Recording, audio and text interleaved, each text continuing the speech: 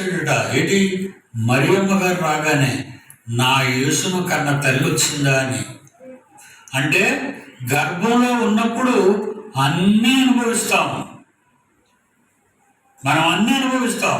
అలాగే పరలోకపు తండ్రి గర్భంలో ఉన్నప్పుడు తండ్రి క్రీస్తుకి పరిశుద్ధాత్మ దేవుడికి ఏవి ఆజ్ఞలు భూలోకానికి వెళ్ళి జరిగించాలో అవన్నీ చెప్పాడు. నీ జ్ఞాపకానికి రావు.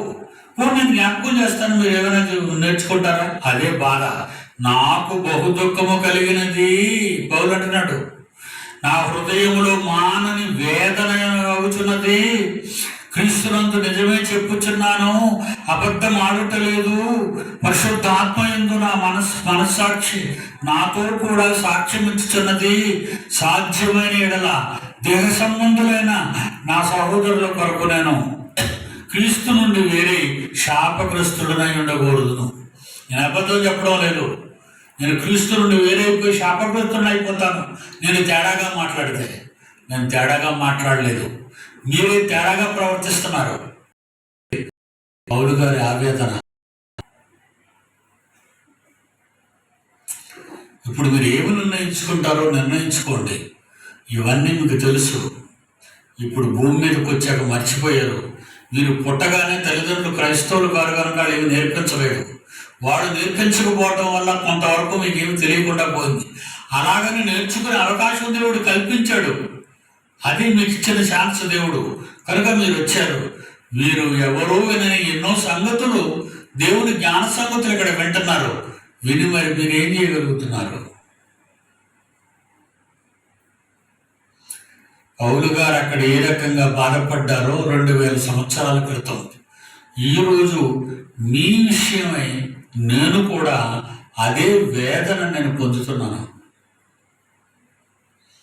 ఇంకా వాళ్ళు మారరు, వదిలేయండి అమ్మా అంటాను. ఇంకా వాళ్ళు మారరు, వదిలే బాబు అంటాను.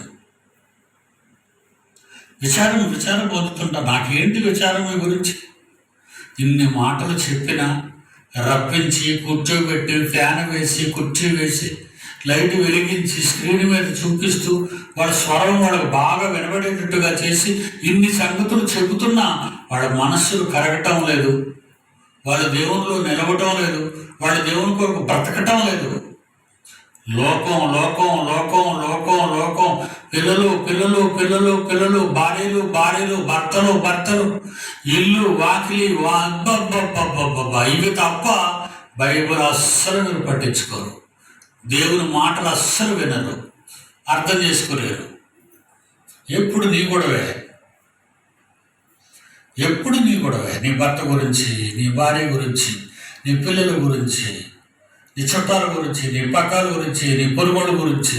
ఇదేనా ఈ వేదన?